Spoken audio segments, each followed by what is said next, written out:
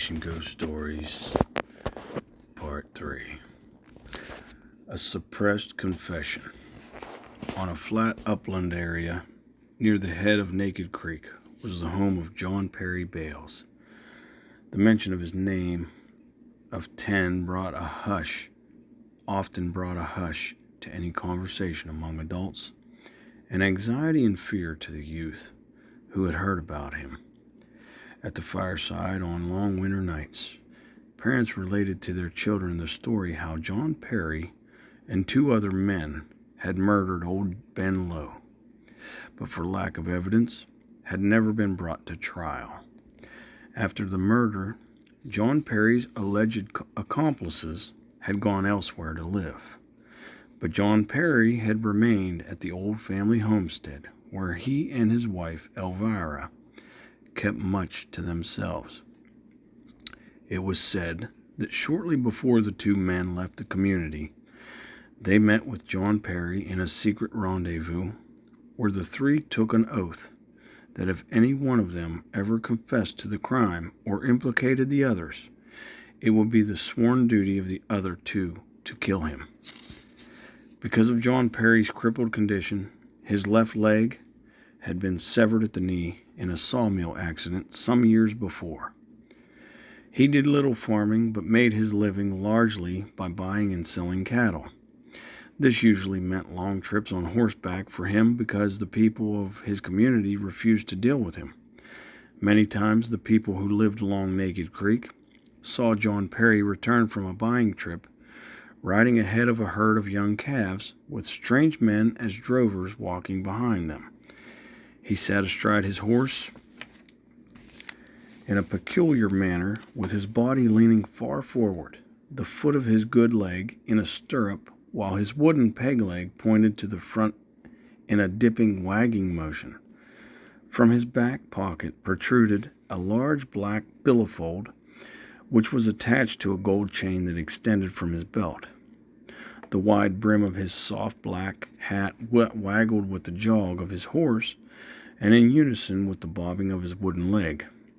One night, when John Perry was riding up the road about 3 miles below his house, the ghost of Old Man Lowe came out from the bushes and leaped astride behind him. He tried to elude the ghost by making his horse gallop at full speed. On and on they raced through the night until the horse's sides were covered with sweat and lather, and bloody froth dripped from its mouth, but the ghost still sat behind him. On arriving at his front gate, John Perry leaped to the ground, hobbled inside the house, and hurriedly locked the door. "Mercy me, John Perry," Elvira exclaimed. "You look as if you've seen a ghost." John Perry covered his face with his hands as he leaned against the wall and moaned, "I did, Viry, I did." Soon everybody in the whole community was talking about how the ghost of old Ben Lowe was chasing John Perry Bales. Time after time it rode home with him, which so unnerved him he felt he could bear it alone no longer. In the midst of a revival meeting, then being held at the Pine Grove Church, John Perry came in, and much to everyone's surprise, limped up the aisle to the mourner's bench, while the congregation sat in stunned silence. He nervously wrung his hands and jabbered incoherently. Then abruptly, he turned and hobbled down the aisle toward the door, his wooden leg striking the bare wood floor with a noise that echoed throughout the sepulchral stillness of the church. Soon from the woods at the side of the church came the voice of a man praying. The mournful voice grew louder and louder, and became so doleful it brought a hush over the congregation. From the pulpit the minister intoned, "The way of transgressors is hard." Then looking toward the woods from which the praying voice came, he said, "I say unto you, John Perry Bales, there is no forgiveness without repentance, and there is no repentance without full confession." From the congregation came a chorus of amens. John Perry did not return to the church and was never seen again by most of the people of the community. nor did they hear anything about him for several weeks. Then it was reported that he was seriously ill with a fever so high his breath was said to have scorched the varnish on the headboard of his bed. What little information the people got about his condition came mostly through Elvira's sister, Amanda. She was known throughout the community for her brusque, outspoken manner, no matter what the situation might be. On one of her visits to her brother-in-law's home, she peered down at him and matter-of-factly stated, "John Perry, it 'pears to me you're pert nigh the end of your bean row. From what I've heard about you, and from what I see now, I'd say it's time for you to fess up. If you don't, just as sure as God made the little green apples, He'll march you straight through the gates of hell when you die." When John Perry became worse, it was reported that he had asked for a minister to come to his bedside, presumably to hear a deathbed confession. Suddenly, his two former associates appeared and stated that they had come to help take care of John Perry during his illness, and thus relieve Elvira of the whole burden of caring for him. From that point on, no one was permitted to enter his room, not even Elvira, nor the minister when he came. Through the long gray afternoon and evening of that chilly November day, and far into the night, no sounds came from John Perry's bedroom. Just as the clock on the mantelpiece was striking the hour of 3 a.m, the bedroom door opened. Then the two men appeared and solemnly announced that he was dead. Immediately after John Perry's funeral, the two men again left the community, never to return. It was generally believed by the people of the community that John Perry had wanted to confess his part in the murder of Ben Lowe, but his partners in the crime had suppressed it. That's story 1, folks. All right, y'all, this here's story number 2. What hath been wrought? The people of southern Appalachia are proud of their heritage of freedom. This is particularly so in the choice of their manner of worship. Many of those early immigrants to this new country came here because they were dissenters from established churches in their homeland. This belief in religious freedom today finds expression in a great variety of exercises, among which are hundreds of churches that still follow many of the practices of the camp meetings of the early 19th century. In these churches, highly emotional services, which are seldom less than 4 hours long and oftentimes extend to 6 hours or more, are characterized by the singing of hymns, ecstatic dancing, hand clapping, extemporaneous sermons by lay members, testifying, foot washing, faith healing, and speaking in tongues. In a few churches, some unorthodox additions, the origins of which date back only to the first quarter of this century, are snake handling and drinking of poison. Some of the better-known churches in West Virginia, which permit their members the option of handling snakes and sipping strychnine, are those at Scrabble Creek, Fraser's Bottom, Jolo, Mead, Rum Creek, and Camp Creek. These churches also permit the practice of the kiss of charity, or holy kiss, from a number of sources, a leading one being Robert K. Holliday's Tests of Faith. The following composite account of the services at one of these churches is recounted. One warm Saturday evening, a larger than usual number of people had gathered at the Scrabble Creek Church of All Nations in Scrabble Creek Hollow, near Gauley Bridge. Some had traveled many miles to participate in the services, while others had come through curiosity because it had been announced that snake handling would be a part of the worship service. Among the latter were Silas Harper and his wife. Some months earlier, when Miss Harper suggested that they go to Virginia to observe a snake handling service, she had read about it in a newspaper. Her husband had replied, "I'm not yet sure I'm ready for it. I'd rather it would come to me." Then on learning On learning that there would be rattlesnakes at the Scrabble Creek Church near their home, Mr. Harper said, "Now let's go up and see this." And on this evening, he and his wife were seated in this crowded little church where they were about to witness some amazing incidents. For a number of hours, the service consisted of the singing of hymns, impromptu speeches of lamentation, self-criticism, and great joy. Shouts of amen and hand clapping often punctuated these exercises. Practically all of the proceedings were marked with high emotion and spontaneity. Standing in the midst of the participants was a young woman from Fairmont whose white uniform-style dress seemed to set her apart from the others. The regular members of this church knew of her strange powers, and to them her appearance was one of radiance and purity. As she stood there clapping her hands in rhythm with the singing, over her visage came the shadow of deep grief. Those who knew her realized that she was experiencing in her mind, as she had done before, the imagined pain of the crucifixion. So intense was her psychic image of the agony of the cross that blood appeared on her head, on her hands, on her side, and on her feet. From the unbroken skin of her hands, a thin trickle of blood ran down each of her forearms and dripped from her elbows to the floor. The impact of her experience upon the congregation was profound.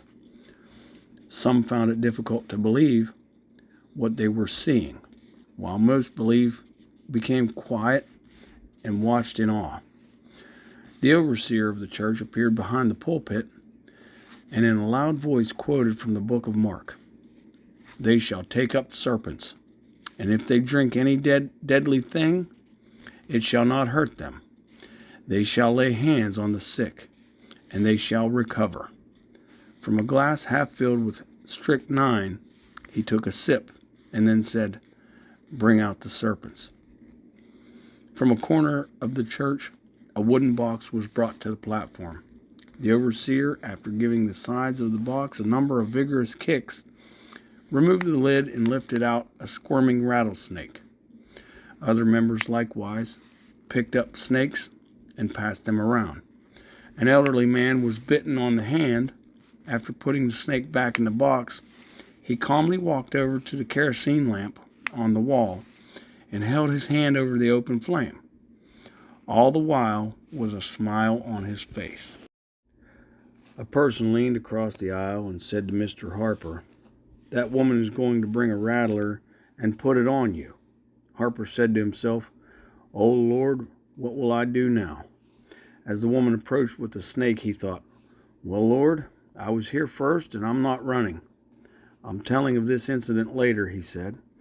"When I came to myself, that big rattler had his head up on my left ear, and I don't know if they put him on my lap or not. I suppose I was scared so bad."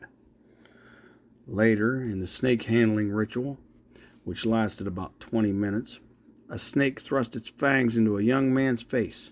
Surprised and bewildered, he released his hold on it as he sank to the floor on his knees. Immediately, relatives and friends gathered about him and began to pray for his recovery. Then someone shouted, "The snake's loose! The rattler's loose!"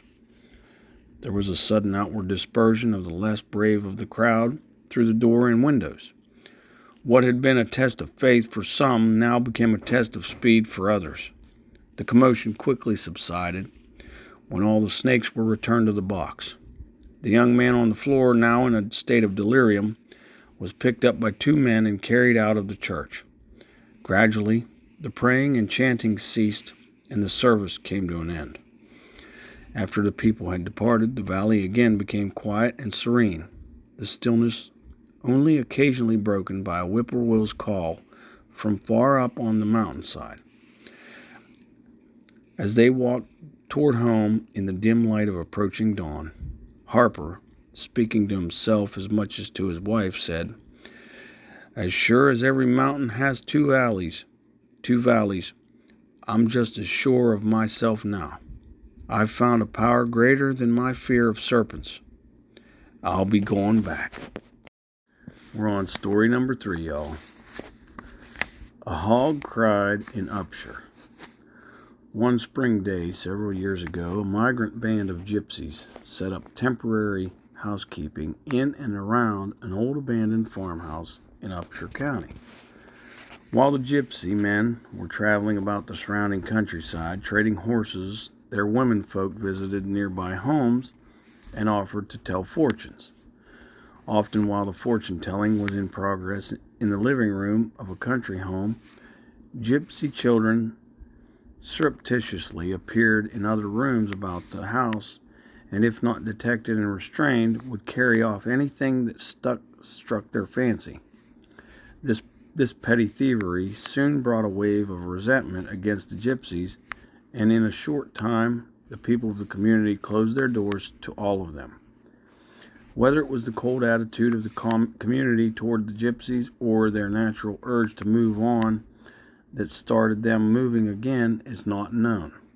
Nevertheless, it was a pleasant surprise for the people when they learned that the gypsies, early one morning, had rounded up all their horses and ponies and moved out. Thereafter, the old house where they had lived became known as the Gypsy House. One night, while Hudson Thompson was passing the old gypsy house, he heard a hog grunting, a sound similar to that made by a distressed sow at the time her piglets are taken away from her. Even though the sound was distinct and apparently close behind him, he could not see the source of the sound. Hudson did not feel afraid, but decided to walk a little faster anyway. His rapid walk soon became a jog, and before he realized it was running at full speed. It mattered not how fast he ran, he was unable to escape from the plaintive cry of the invisible hog. It was not until he had entered his own yard and closed the gate that the hog ceased its cry.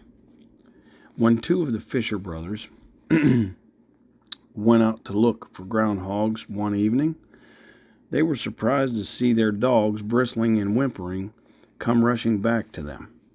Then the boys heard the grunting and squealing of the phantom hog as it came closer and closer. One of the boys fired his gun in the direction from which the sound came, but the grunting continued unabated. Thoroughly shaken, the boys and their dogs all scrambled for home. On another occasion, a group of children of the community went out to pick blackberries on the abandoned farm back of the gypsy house. Soon after arriving there, they heard the cry of the phantom hog as it came closer. Their dog began to growl and back away from something they could not see. The children fled in all directions. Some climbed up in nearby trees, while others perched themselves atop a rail fence. For several minutes the dog ran in circles and barked at the crying hog no one could see. Then they heard the sound go toward the gypsy house, and the dog made no effort to follow it. Since practically all those who had heard the phantom hog and reported it were young people, most of the adults of the community were reluctant to admit any credence in the reports about it.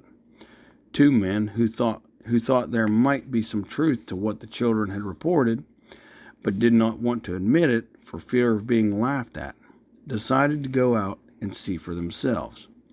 By the ruse of going hunting for some raccoons that had been playing havoc in their cornfield, they really intended to put an end to the phantom hog.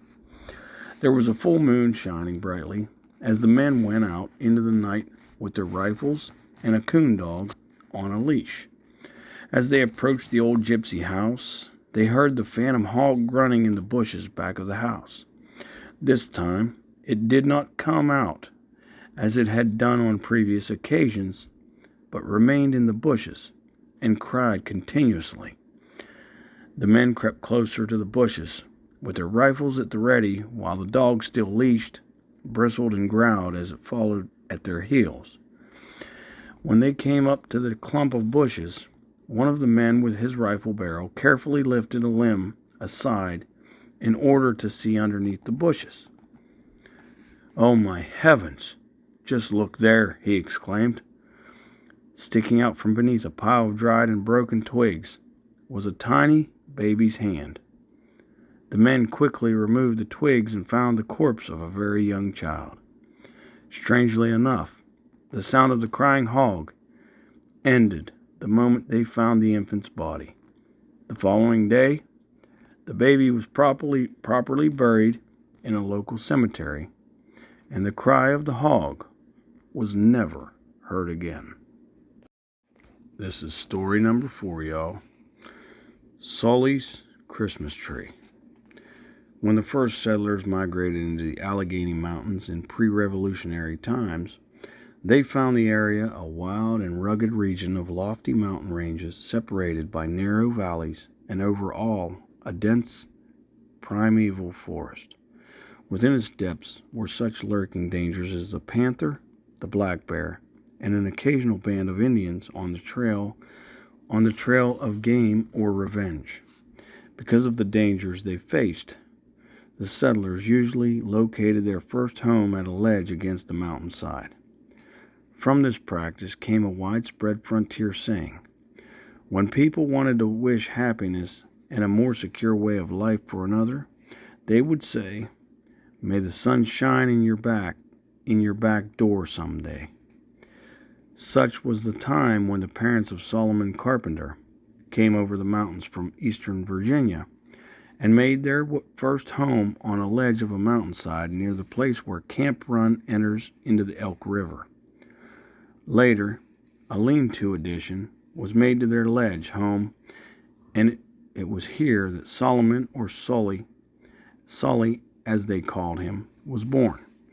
As family legend has it, when Sully was 5 or 6 years old, a Christmas tree was prepared for him, which perhaps was the first Christmas tree rite observed in Western Virginia, and to which this family owed its survival. A tall holly tree nearby their home was chosen for the event, and at its top a rosin-covered cross was tied with deerskin thongs. When the night of Christmas came, the cross was set afire.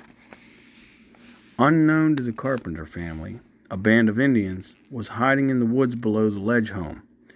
These Indians, shortly before this, had killed all the members of another family only a short distance from here, and now they were waiting to attack the Carpenter family when darkness came.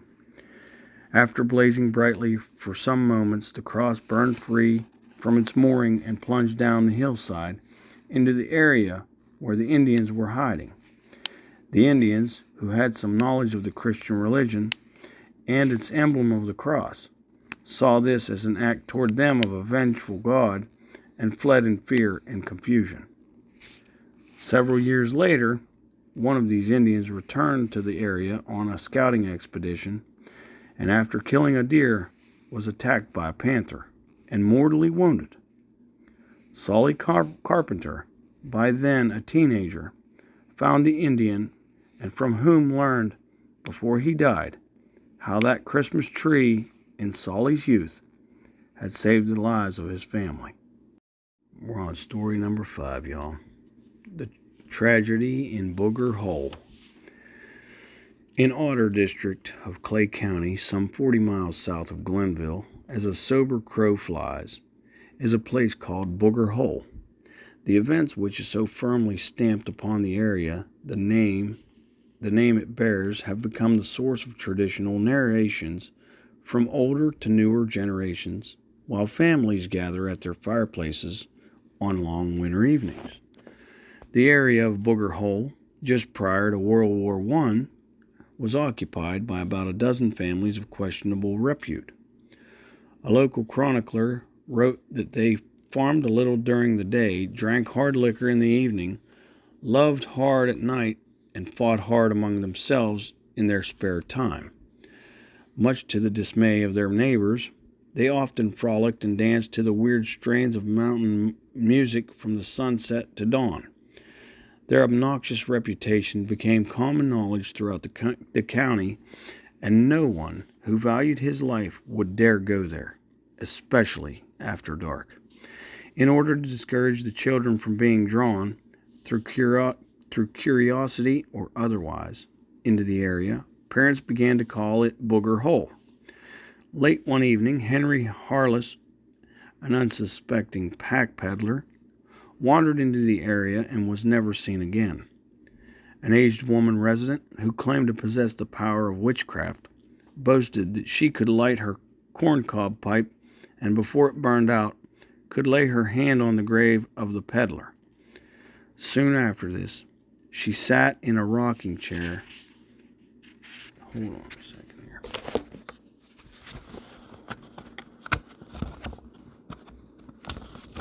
Yeah, she sat in a rocking chair near an open window in her home.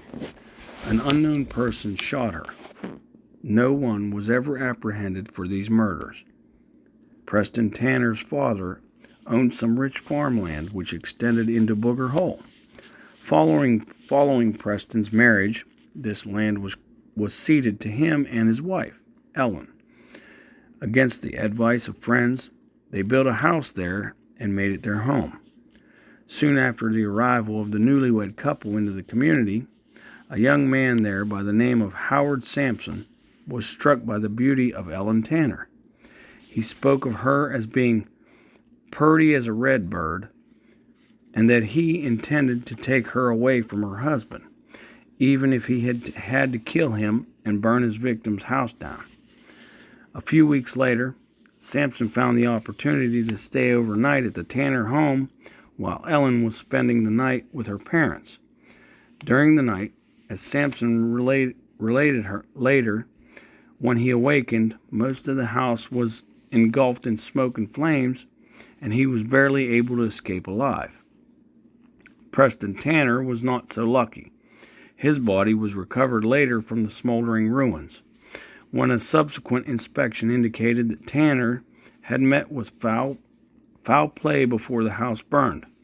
Young Sampson and his father were arrested and taken to Clay County Jail. The elder Sampson was accused of being an accessory to the crime. News of the event spread like wildfire, and feelings ran high against the Sampsons. Good men temporarily lost their reason when they joined in mob action for the purpose of lynching the accused men. Disguised in sheets and pillowcases, they roamed the streets of the town in search of the deputy sheriff, who had the key to the jail.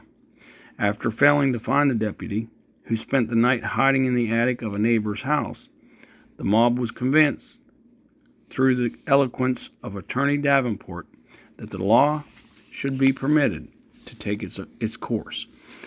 When daylight came, Sheriff Stevenson had the prisoners removed to Webster Springs for safekeeping until the time of the trial. The trial of the Sampsons, father and son, ran for several days and was a major attraction in that area at the time. In the presentation of the state's case, the prosecuting attorney directed the chief prosecution against the son. On one occasion, he gave the spectators in the courtroom a pleasant shock when he departed from his usually calm and discreet manner to speak of the defendant as an illiterate, weasel-eyed moron. The trial ended with the elder Sampson being released and the son sentenced to prison for life. A short time later, an order went out to all the people of Booger Hole to move elsewhere and never return. After their departure, all the houses of the area were burned to the ground, in spite of this act on the part of the citizenry to cleanse the place with fire. Booger Hole remains a figurative blight on the countryside. All right, y'all, we're on story number 6.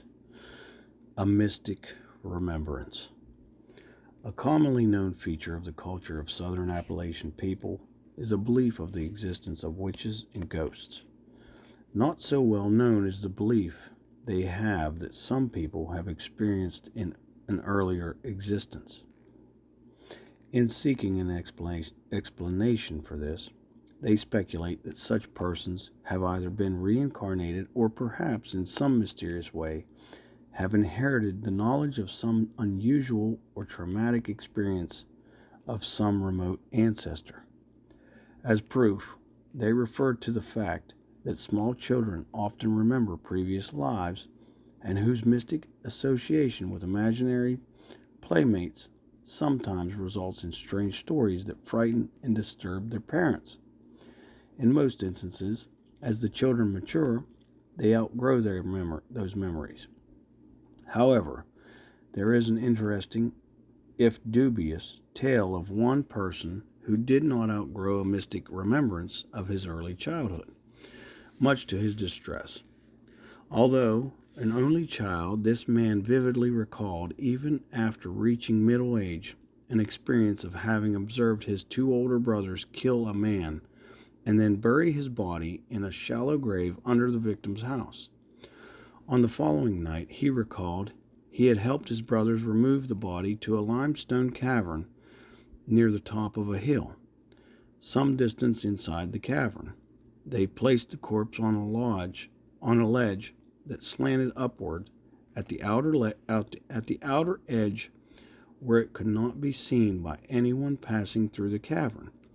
This remembrance of his having been a participant in a serious crime sometimes struck the man with such force he would break out in a cold sweat and become so weakened he would have to lie down until it wore off. For many years he bore his affliction in silent despair. Then, by an odd turn of fate, an event occurred which only confounded him further. While this man's son was a student at the University of Virginia at Charlottesville, one of the field trip projects for a geology course he had there was to explore some caverns in the Blue Ridge area. Since he was an amateur photographer, he on this trip took pictures of some of the caverns they visited. Some weeks later, when he went home for the holidays, he took the pictures with him to show to his parents. When his father saw the picture of an entrance to one of the caverns, he broke down and told his family, for the first time, about the burden of his lifetime, then pointed out the remarkable likeness of the cavern of his mystic experience to that of one his son had explored. At last, the family knew the cause of the man's strange fainting spells. When the son returned to school, he went back to that particular cavern to investigate it further. Not that he attached any credence to the story his father had related, but to prove to his father it was all in his imagination, and hopefully relieve him of further worry about it. A short distance inside the cavern, he found a ledge similar in appearance to the one his father had described. He flashed a light up over the ledge, and there he saw a human skeleton, completely fossilized with limestone deposit. The local authorities were immediately notified of the discovery of the skeleton. When a subsequent investigation was made, it was estimated from the accumulated limestone deposit that had dripped down on the skeleton from a break in the ceiling of the cavern that it had been there at least 200 years. All right, everybody, we're on story number 7. In Judge Lynch's court. On Christmas Eve in 1875, Thomas Lee was waylaid and murdered while crossing the Campbell's Creek Bridge at Malden. The next day, Rufus Estep and John Dawson were arrested on the charge of committing the crime and were taken to the Kanawha County Jail in Charleston. In and around Malden on that Christmas day, the murder of Lee, who was a highly respected citizen of the community, was the chief topic of conversation. The more the people thought about the crime, the angrier they became, and before the day ended, a mob was formed to attempt to lynch the accused men. While the mob was on the way to Charleston, Philip W. Morgan, High Sheriff of Kanawha County, with the aid of his deputies, removed the prisoners to the jail in Barbersville, then the seat of government of Cable County. 2 days later, as an added precaution, Estep and Dawson were taken to the Wood County Jail at Parkersburg. On the convening of the Kanawha County Circuit Court in Charleston, approximately 3 weeks later, The men were returned to jail in Charleston to await trial. 1 month to the day after the murder was committed, the prisoners were taken into court and arraigned upon the charge of murder.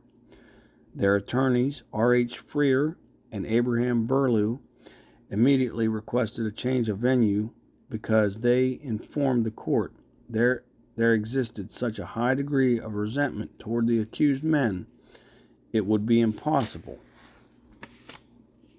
to obtain a fair trial for them in Kanawha County.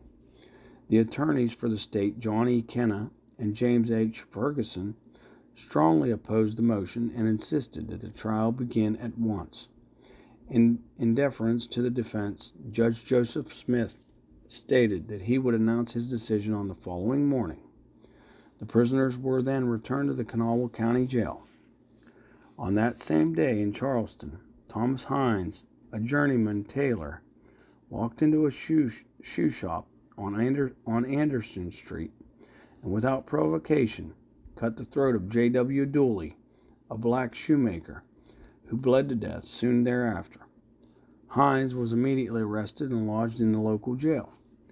When the people in Malden learned that Estep and Dawson had been remanded to the jail in Charleston, word was quietly passed around that Judge Lynch was going to take over the trial of the two men at 9 o'clock that night at the jailhouse. All would-be participants were warned to enter Charleston superstitiously, so as not to attract any undue attention of the town's residents to what was transpiring. Promptly at 9 o'clock, grim-faced men came into Charleston from all directions and surrounded the jailhouse. While they were taking Estep and Dawson from their prison cells, some 50 black men appeared and took out Hines. All then marched to Malden with their captives. When they reached the iron bridge at Campbell's Creek, where Lee had been murdered, Estep and Dawson were promptly hanged at the very spot where they had committed the crime. At a place some 300 yards above the bridge, Hines was hanged by his black captors to a limb of a honey locust tree. As the mob dispersed, the bodies of the three men were left swinging slowly in the bitter cold winter wind as a grim reminder that the verdict rendered by Judge Lynch's court had been carried out. All right, everybody, we're on story number 8. Case of the Damp Damsel. One sultry afternoon in midsummer, Hugh Nelson received a telephone call at his office in Morgantown requesting him to be in Marlinton early the next morning to close a timber deal. Because at that time, the mountain roads were in poor condition and there was a storm brewing, he decided to set out on the trip immediately. By the time Hugh arrived in the high Alleghanies, darkness had come and he found himself in the midst of a torrential thunderstorm. The brilliant, pulsating flashes of lightning created an eerie world about him, and the ponderous rumble of thunder jarred the mountain and reverberated in the valley below. From roadside cliffs, rushing rivulets occasionally spouted into the roadway and splattered against his car as he passed, and high winds at times brought pieces of tree limbs hurtling about him and impeding his progress. Nevertheless, he felt he had no choice but to keep going, because he surmised there was no human habitation within miles where he might seek refuge. On rounding a sharp turn in the road, Hugh was surprised to see a young woman standing some distance ahead and waving an arm as a signal for him to stop.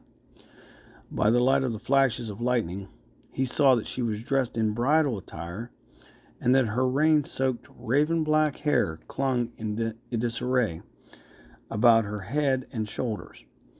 As he slowed to a stop beside her, he noticed that she appeared to be in a state of shock. Her eyes were dark and piercing, and her face had an unnatural pallor. In an excited voice, she told him that she had just come up from the valley where a flash flood had washed out the bridge, and that her girl companion had drowned there. She warned him not to take the road into the valley, but to go down the mountain by another way. When Hugh asked if he could be of any help to her, she replied that since her home was located on the alternate road, which he could take, she would appreciate it if she could ride that far with him. Hugh opened the car door, and she entered and sat beside him. Noticing that she appeared to be chilling, he got his coat from the back seat and placed it about her shoulders, an act she did not appear to notice.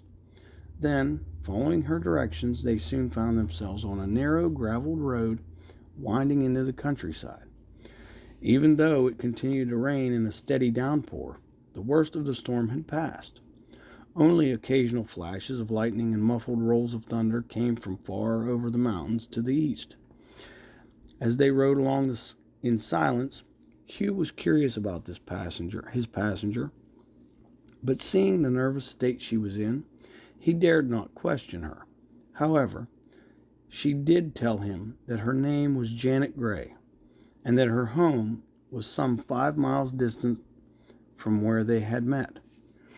After what he seemed an interminable drive on this narrow road, they arrived at Janet's house. She thanked him and then hurried up the flagstone walk to the house. Hugh watched her go up the steps to the colonnaded porch. Without a glance backward, she opened the door and went inside.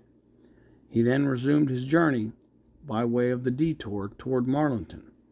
It was not until some time later that he remembered he had left his coat with Janet. Since it was out of the question to go back after it at this time of the night, he decided he would get it on his return the next day. While in Marlinton, Hugh learned that a flash flood had washed out the bridge that Janet had spoken of, and that a man had drowned at the crossing place when he failed to see that the bridge was gone. However, no one seemed to have heard that anyone else had drowned there that night. The more Hugh thought about it, the more he felt obliged to stop at Janet's home on the way back to thank her for the warning she had given him. To stop to get his coat now seemed to be of minor importance. On his return trip, Hugh followed the country roads as well as he could remember, even though there were not many landmarks that stood out in his memory from the night before. He was confident that he was on the right road. When a large white house with a colonnaded front porch came into view, he felt quite sure that it was Janet's house. Hugh went to the front door and knocked. Presently the door opened and a white-haired elderly woman appeared. As he told her about his experience of the night before, she looked at him with incredulity. "Oh, no, you surely are mistaken," she said in a hushed voice. "It couldn't have been my Janet, because she passed away 5 years ago. You must have met someone else." Then she related how her daughter had lost her life. Janet had wanted to be married in the church which the family had attended when they lived on the other side of the valley. On the evening before her wedding, while on the way to the church for the rehearsal, she and a friend, who was to have served as a bridesmaid, drove into the river and were drowned. Her body was recovered soon thereafter and buried in the family cemetery located on a knoll back of the house. Noting Hugh's look of unbelief, Miss Gray said, "Come, I'll show you her grave." As they walked around the house toward the cemetery, Miss Gray continued to speak of her daughter in a low, even voice. At the backyard gate she paused briefly and then said, "It was so near to her wedding day, we decided to bury her in her bridal gown. Since Hugh had made no reference to Janet's attire in his conversation with Miss Gray, her speaking of it now had left him visibly shaken. Misinterpreting Hugh's reaction, she added, "Some people thought it was unusual for us to do that, but we were sure Janet would have wanted it that way." As they approached Janet's grave, they both stopped suddenly and stared in amazement. There, draped over the headstone of her grave, was Hugh's coat.